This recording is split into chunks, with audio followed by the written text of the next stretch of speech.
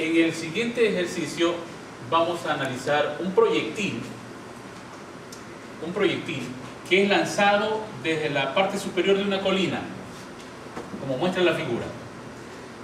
Esta colina, señalada por esta línea, forma un ángulo alfa con la vertical. Ese ángulo es de 50 grados. Y este proyectil, con una rapidez de 20 metros por segundo, formando un ángulo θ de 30 grados con este eje de las Y que es perpendicular a la colina, describe esta trayectoria, como se describe allí. Suponiendo que la resistencia del aire es nula, vamos a determinar cuáles son las funciones de la aceleración de la partícula, todo el viaje, la velocidad y la posición, tomando como origen este punto de referencia cero. Entonces, repito, vamos a calcular la aceleración en función del tiempo, la velocidad en función del tiempo y la posición en función del tiempo. ¿Okay? Entonces, de partida vamos a definir, de acuerdo a nuestros sistemas de referencia escogidos X a lo largo de la colina y Y perpendicular, cuáles son las componentes de la aceleración. Entonces, si yo tomo un punto cualquiera en el aire, ¿sí? Sea este, por ejemplo, el punto, ¿verdad? Entonces yo ese punto lo vuelvo a dibujar acá. Entonces, este es el eje de las X, el que es a lo largo de la colina. Este es el eje de las Y, perpendicular a la colina. El proyectil está en el aire. Entonces, todo el tiempo, ¿qué le sucede a la partícula? Está actuando la gravedad en dirección de plomada. Entonces, en dirección de plomada, forma este ángulo alfa. No sé si lo enfocan. Miren, esto es donde está la gravedad en dirección de plomada, este es el plano inclinado y este es alfa. Entonces, resulta que esta componente en X de la aceleración valdría G por el coseno de alfa, mientras que la componente a lo largo del eje de las Y la llamaremos A sub Y, ¿vale cuánto? G por el seno de alfa. Pero por supuesto esto tiene que ir con signo negativo, en virtud de que está en dirección contraria a la positiva de la. Entonces, la respuesta a la pregunta, ¿cuánto vale la aceleración de la partícula todo el tiempo? Vale X, G coseno de alfa, componente en X, menos G seno de alfa. Esto es componente en Y. Entonces, como esto es constante, ¿qué cosa? La gravedad y alfa, porque esta es una colina, no cambia la inclinación. Entonces, la componente en X es constante y la componente en Y también. Pero hay que estar claro que ahora esta partícula tiene componente en X y en Y su aceleración. Porque yo he tomado estos ejes X y Y rotados, ¿verdad? Distinto a si disparo un proyectil sobre un terreno horizontal. Entonces, con esta aceleración, yo puedo determinar, dado que la aceleración es constante, pero tiene X y Y, las ecuaciones de la velocidad en términos del tiempo van a quedar, vamos por acá, de la siguiente forma. X, componente en X, va a tener una velocidad inicial en X más una aceleración por el tiempo, que es la ecuación de la velocidad en términos del tiempo. Pero, ¿cuánto valen las componentes de la velocidad en X? Miren, esta velocidad en X es justamente esta componente que señalo aquí. Esto es la componente X. Y eso será igual a ¿qué? Al valor de sub 0 por el seno de θ. Dado que la otra, la que queda en Y, si ustedes se fijan, esta componente en Y valdría BO por el coseno de θ. ¿Estamos claros? Entonces, esta componente en X la escribo aquí. Entonces escribo, la velocidad para cualquier instante t en X vale B sub 0 por el seno del ángulo θ y la aceleración en X vale G por el coseno de alfa. Porque eso yo ya había concluido, que la componente en X vale G coseno de alfa. Lo mismo hacen para la componente en Y. A ver, la componente en Y más la suma de A sub Y por T. Así que la velocidad final para la componente Y depende de cuánto vale la velocidad del lanzamiento en Y y vale B sub 0 coseno de teta. Veamos, B sub 0 coseno de teta menos G seno de alfa. ¿Y por qué menos G? Porque habíamos concluido que la aceleración en Y tiene ese valor, menos G seno de alfa. Entonces, resulta que la velocidad en función del tiempo es componente en X, B sub 0 por el seno de teta más G por el coseno de alfa. Todo esto es la componente en X. ¿Y qué más? La velocidad en Y. La velocidad en Y es B sub 0 por el coseno menos G por el seno de alfa por T, y esto corresponde a la componente Y. Todo eso es.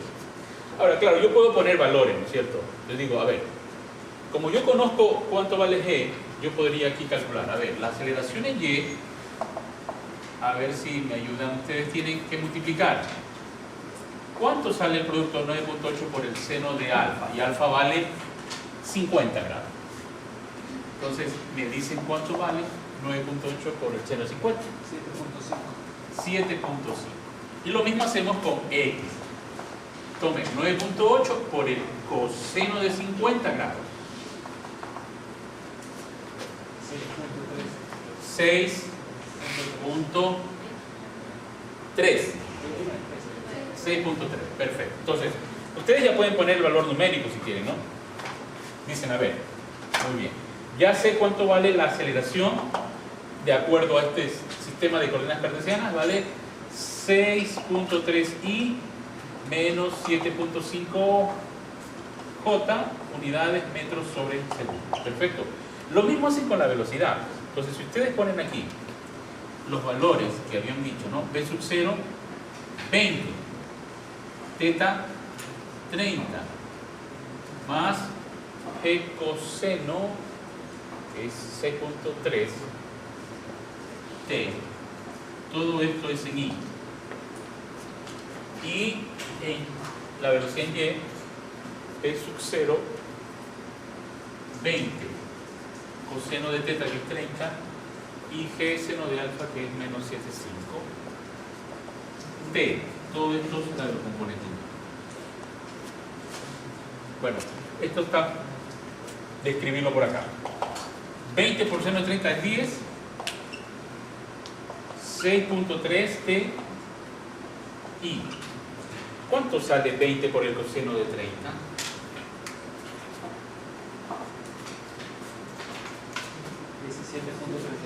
17.3 menos 7.5 T. Ahí tienen completa la información de la aceleración y la velocidad, cómo cambia en el tiempo. ¿Ya? Ahora nos está faltando la posición. Entonces, dada que este es el origen, entonces yo voy a determinar si se encuentra aquí el vector de posición respecto al origen es este, R. Entonces yo quiero ver cómo cambia R en función del tiempo. Punto a punto. Hasta que aterrice nuevamente el suelo. ¿Cómo determino R? Bueno, de acuerdo a este marco de referencia, R va a ser igual a X y más YJ. Entonces yo tengo que encontrar X. Entonces lo voy a hacer por acá. En el caso de X va a ser igual a la velocidad inicial en X por el tiempo más un medio de la aceleración por el tiempo al cuadrado. ¿Sí? ¿Y por qué es un medio? Es un medio porque si ustedes tienen... ¿Dónde está esto? Cuando ustedes integran la velocidad tienen la posición en X. Y cuando hacen esta integral T de T que queda aquí, ¿qué van a tener ahí? T al cuadrado sobre 2, ¿cierto? Cuando hacen esta integración. Entonces el 2 justamente aparece del proceso de integración. Entonces cuando es una función de este tipo, yo ya sé que esto es un medio de aceleración en X por el tiempo al cuadrado. Y de allí yo evalúo, ¿no? B sub 0x, que ya lo calculé, ese B sub 0x vale 10. Entonces pongo aquí 10t, un medio de aceleración en X. Aceleración en X también lo calculé, eso es 6.3, ¿cierto? y esto es t al cuadrado. Entonces, eso sería la función de x. Mientras que la de y queda b sub 0y por t más un medio de aceleración en y por t al cuadrado. Entonces, esto va a ser igual a b sub 0y también calculamos, eso salía 17.3 b sub 0y. Y aquí sale negativo porque esta aceleración era negativa en y, que valía 7.5. Entonces, bueno, ahí tenemos prácticamente nuestras ecuaciones de x y y. De tal forma que la posición R, si la escribo por este lado nuevamente, R va a ser igual. X valdría 10t y la mitad de 6.3 que valdría 3.15t al cuadrado. Esto sería x. Mientras que y sería 17.3t y la mitad de 7.5 ¿cuánto es? 3.75 t al cuadrado. Eso sería la componente en y. Ahí estarían aceleración, velocidad y posición, lo que me pidieron, ¿verdad? Pero ahora la novedad de este problema de tiro parabólico sobre un terreno inclinado, sobre una colina, es que ¿cómo valoro yo el momento en el que, por ejemplo, esta partícula está lo más separado del suelo, que en este caso es inclinado? ¿Cómo evalúan eso? ¿Cómo determinar el valor o el momento en el que esta partícula está lo más separado del suelo? Que lo que llamábamos en nuestros ejes de coordenadas y sería la altura máxima. O sea, ¿cómo encontrar ese valor del instante para el cual se tiene la altura máxima? Entonces yo determino la función de y. ¿Dónde está y? Acá. Esta es la función. Si ustedes derivan esta función con respecto a t, están obteniendo la función de la velocidad y esa ya la tengo por aquí, por un lado. Esto es lo que no le puse el valor. Bueno, está acá. Esto es b sub 0y, derivado. Y si a esto lo igualo a 0, yo voy a obtener ese instante en el que alcanza esa posición. Entonces, a ver, hagamos eso. Si yo derivo esto, me queda 17.3. Si yo vuelvo a derivar esto, me queda 7.5. Y como esto tengo que igualarlo a 0, ¿para qué? Para garantizar que en ese momento la velocidad en y es 0. El vector que estoy poniendo con este marcador es siempre tangente a la parábola de color rojo. Pero este vector es el vector de velocidad total, porque la velocidad siempre es tangente. Pero este vector que estoy escribiendo aquí tiene dos componentes. Tiene una velocidad en x y una velocidad en y. Estoy hablando de que cuando llegue ese punto en el que la partícula esté más distante del suelo, este vector queda así. Pero la componente en el eje de las y va a ser 0, porque todo el vector que va a ser aquí va a ser paralelo a él. Y BY no hay. Y por esa razón pongo 0, porque no hay. ¿Me entiendes? Entonces, de esa forma usted encuentra que el tiempo que le toma llegar a ese punto es 17.3 para 7.5. 2.3. Entonces, con este tiempo, ustedes vienen aquí, atentos, y calculan cuál es el valor máximo, que es el punto más distante que está en el aire respecto de esa colina.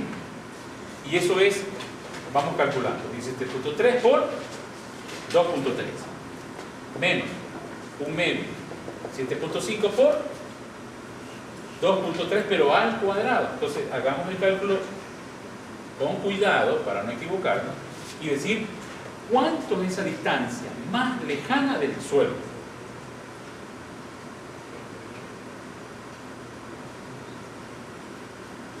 Debe ser positiva.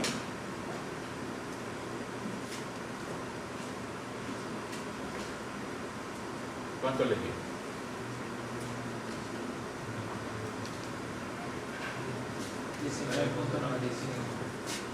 19.95. Muy bien. Ahora, si yo quiero conocer cuánto es el alcance,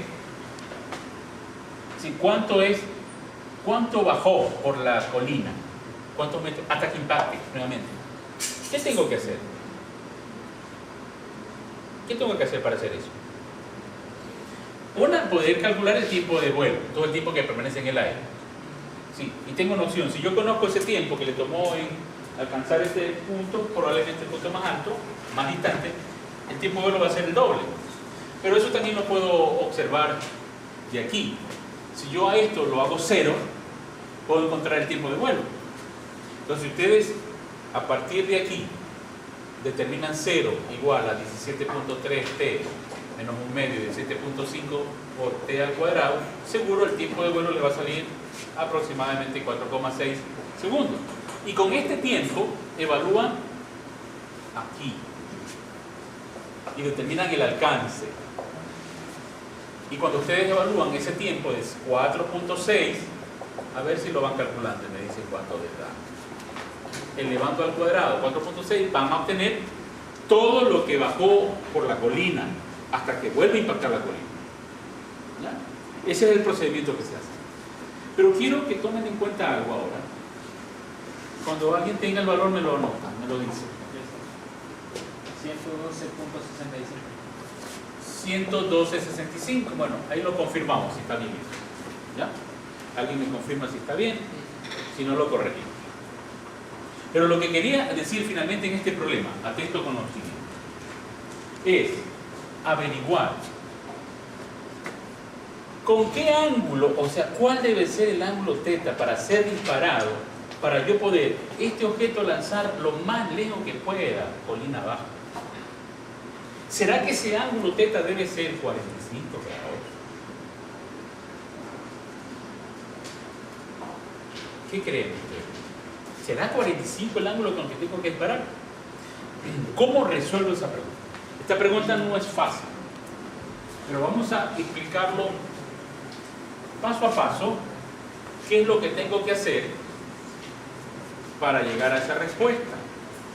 Veamos. Yo me quedé aquí, me voy a quedar con esto y con esto, ahí, con esas expresiones.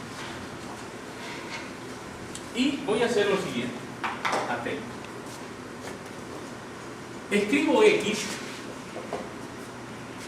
en función de lo que es b sub 0x. Todo literalmente, ya no voy a meter números. Y escribo b sub 0x es b sub 0 por el... Está escrito ya. B sub 0x es por el seno. Entonces escribo b sub 0 por el seno. Eso es b sub 0x. ¿Qué? Multiplicado por t. ¿Qué?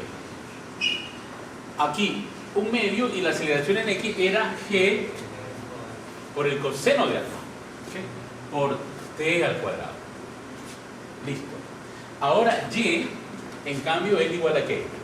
B sub 0y es b sub 0 por el coseno de θ. Cuidado, nos equivocamos en el ángulo. Atentos. Y esto es por t. Mientras que esto es menos un medio de g por ¿cuánto? Por el seno de qué ángulo? Alfa. Atentos aquí, ¿eh? Por t al cuadrado. ¿Okay? Y ahora, yo lo que voy a hacer para determinar eso es a relacionar. Si yo quiero que esta partícula recorra todo hasta llegar al piso, ¿cuánto es el desplazamiento en y? Esto es mi C y este es mi C. Si yo quiero analizar todo lo que va a recorrer en X de aquí hasta acá, ¿cuánto es el desplazamiento en Y? 0. Entonces escribo aquí en Y 0 igual a lo que tenga allí. Puedo dividir para t y me queda b sub 0 coseno de θ menos un medio de g seno de alfa por t. ¿Sí? Pero este t es el tiempo de vuelo. he eliminado una t. Entonces, el tiempo de vuelo es escrito como 2 veces b sub 0 coseno de teta, dividido ¿para cuánto? Para g seno de alfa. Atención, que aquí vienen cosas más complejas. Entonces, una vez determinado todo el tiempo que le toma hasta aterrizar, digo, ¿cuánto valdría x en términos de estas variables? Eliminando el tiempo. En el momento que yo hago esto, ya determino todo el alcance. Entonces digo, x va a quedar igual a b sub 0 por el seno de teta. ¿Okay? ¿Cuánto es el tiempo? Esto que está aquí. 2b sub 0 por el coseno de teta dividido para g seno de alfa. El siguiente término es 1 medio de g coseno de alfa por t al cuadrado. Entonces me tocaría escribir aquí 2b sub 0 coseno de teta, de una vez al cuadrado, vamos a poner, en vez de 2, 4, ¿no? Aquí b sub 0 cuadrado y aquí sería coseno cuadrado dividido para g al cuadrado y seno cuadrado. Atento, que ahí no equivocar. Está complicado eso. ¿Qué voy a hacer con eso? Bueno, yo tengo una función x, tengo una función de x, que es cuando lo escribo por aquí, tengo una función de x que depende del ángulo de disparo. Todo lo demás es constante, porque miren, lo que usted va a jugar es con teta, porque este terreno, la colina está fija, alfa es constante. B sub 0 es la rapidez y eso es constante también. Y lo que usted puede jugar es con el ángulo de disparo. ¿Con qué ángulo disparará para que llegue lo más lejos que pueda? Entonces, hemos logrado determinar una función de cómo cambia x a medida que varía teta. Entonces, ¿qué vamos a hacer con esta función? Vamos a hacer lo siguiente. Una vez hecho eso, escribo aquí, reordenando esos términos, algo que queda como esto. Reordenando términos. X igual. Fíjense ustedes. Voy a escribir el b sub 0 cuadrado. Y este 2 seno por el coseno de teta es reemplazado por este seno de 2 teta. Y escribo aquí seno de 2 teta. Y abajo, bueno, algo que es constante, que es seno de alfa. Fíjense, hago un tratamiento en el otro término. Este 2 con este 4 se simplifica y escribo 2. Esta g con esta g se simplifica y queda g acá abajo. Y queda acá un coseno de alfa. Y en el denominador queda un seno cuadrado de alfa. Aparte de quedar con este b sub 0 acá al cuadrado. ¿Sí? Todo eso es constante. No se le escapa nada. Solo que está pendiente la variable. ¿Cuál es la variable? A ver, comparen. No me falta nada, ¿no? Todo está arreglado. Todo se mantiene allí. He simplificado lo que se pueda. Y solo he dejado por un lado lo que es mi variable. Teta. En seno y en coseno. Y entonces aquí voy a hacer lo siguiente. Fíjense ustedes. Voy a llamar phi a 2 teta. Esto es importante. Phi es 2 teta. Entonces voy a tomar aquí y escribir, en vez de seno de 2 teta, voy a escribir seno de phi. Y así ese cambio variable. Y entonces vamos a aprender lo siguiente. Que cuando me toca a mí derivar una función de este tipo periódica, seno,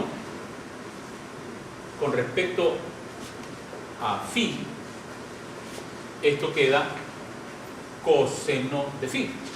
Esa es la derivada. ¿Ok? Pero resulta que yo tengo que derivar no con respecto a phi, sino con respecto a teta. Porque phi depende de teta. Entonces, en esa derivación, yo hago la derivada de esta función que está implícita, teta, el phi, tomo esta diferenciación que se llama implícita y derivo phi con respecto a θ por la derivada que salió del seno phi, que es justamente coseno de phi. Entonces yo derivé el seno, que me da esto, pero a eso tengo que multiplicarlo por este diferencial de phi con respecto a θ, porque phi depende de θ. Entonces resulta que cuando me toca hacer esta derivación del seno de phi, que en definitiva es derivar seno de 2θ, al final concluyo que esto equivale a ¿cuánto? A la derivada de phi con respecto a θ, eso vale 2. La derivada de phi con respecto a θ vale 2. Entonces escribo aquí, el resultado de esto es 2 coseno de phi, o sea, de 2θ. Listo. Entonces, cuando yo voy a derivar x con respecto a θ, yo ya tengo pues resuelto este problema de cuánto es la derivada del seno de θ, esto. Entonces escribo 2 por todo esto que es constante, b sub 0, g, seno, esa es una constante. Y entonces aquí estoy reemplazando por el coseno de 2θ. Resuelto la derivada de este primer término. Ahora voy a resolver la derivada de esto. Todo esto es constante, ¿no? Esto tengo que resolver. Y para resolver eso, vamos a hacerlo acá. Me toca a mí resolver el problema de que me toca derivar una función como coseno cuadrado de θ. Coseno cuadrado. Entonces voy a usar este cambio de variable. Voy a decir, a ver, u voy a llamar coseno de θ. ¿Entiendes? U es coseno. Por lo tanto, u cuadrado, ¿cuánto será? Coseno cuadrado de θ. ¿Ok? Entonces, si a mí me toca resolver la derivada de u al cuadrado, ¿verdad?, con respecto a θ, porque u depende en forma implícita de θ, entonces me toca coger el exponente y digo 2u, como usted deriva una potencia, 2u, esa es la derivada, pero como es una diferencial implícita, multiplica por el diferencial de u con respecto a θ, y entonces eso toca hacer esto, derivar u.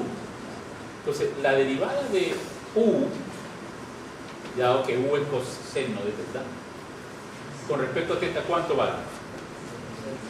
Vale menos seno de θ. La derivada del coseno es menos seno de θ. Entonces ya estamos listos. Entonces la derivada de esto con respecto a θ, ¿y qué es esto? Esto es coseno cuadrado. Eso es lo que estoy derivando. Entonces la derivada de eso me queda 2u. ¿Cuánto vale u? Coseno de θ. ¿Y cuánto vale la primera derivada de u con respecto a θ? Menos el seno de θ. Entonces reemplazo allí por menos seno de θ. Y la respuesta es que esta derivada es igual a menos 2 seno por el coseno. Pero resulta que esto de aquí a qué es igual. Seno coseno por 2 es menos seno de 2θ. ¿Están de acuerdo? Eso es menos seno de 2θ. Entonces, conclusión, cuando ustedes van a derivar esta coseno cuadrado de θ con respecto a θ, ya saben que va al revés. Entonces, completamos. Escribimos aquí 2 b sub 0 al cuadrado coseno de alfa seno cuadrado de alfa. Todo esto que vamos a derivar, el coseno cuadrado, es reemplazado por menos seno de 2θ. Y fue derivado esto. ¿Y para qué derivamos? Si yo tengo una función de x en términos de θ, los máximos se encuentran cuando la primera derivada de esto es igual a 0. Y ahí voy a encontrar el ángulo θ para el cual tengo x máximo. ¿Okay? Entonces, ¿qué me toca hacer a todo esto? Igualar a 0. igualar a 0. Entonces, cuando igualo a 0, yo puedo simplificarlo. Bueno, voy a escribir esto tal como está aquí. Seno de alfa, coseno de 2 teta, menos 2 b sub 0 cuadrado, coseno de alfa, g, seno cuadrado de alfa, seno de 2 teta. Ok, y ya termina. A ver. Esto se simplifica, y atento con lo que estoy haciendo. Esto se simplifica. Esto se simplifica. G también. Un seno de alfa también. Y como hay que poner 0, entonces esto que está negativo va a hacerse positivo al otro lado. ¿Ok? Entonces eso va a quedar, lo escribo acá, para que se aprecie, que el valor que maximiza ese disparo para que llegue lo más lejos a lo largo del plano es, por el lado, voy a hacer lo siguiente, ¿no? Esto de aquí lo voy a pasar al lado izquierdo. Y pasando al lado izquierdo, eso va a quedar seno de 2 teta. ¿Estás de acuerdo? En el denominador, ¿qué queda? Seno de alfa. Y en el numerador me falta algo más. Coseno de alfa. Sí. Y en el lado derecho, ¿qué está quedando? Todo esto de aquí. Solamente se reduce a coseno de 2 teta. Entonces, fíjense lo que voy a hacer ahora. El seno de 2 teta va a estar dividido para el coseno de 2 teta. Y el seno de alfa pasa al otro lado y el coseno a dividir. Y entonces concluye que el seno sobre el coseno, ¿qué es? Tangente de 2 teta. Y el de alfa, tangente de alfa. Así que entonces, para esta entidad, concluye que alfa es igual a 2 teta. Y por lo tanto, la conclusión, el ángulo de lanzamiento que maximiza la máxima distancia a lo largo de la colina es cuando teta es la mitad y no 45 grados. Entonces, este debe ser el ángulo que maximiza lo más lejos que va a avanzar. Ejemplo, si esta colina tiene 50 grados, ¿con qué ángulo debe maximizarse el máximo alejamiento? Colina baja. Con la mitad de 50. Debe lanzarse con 25 grados.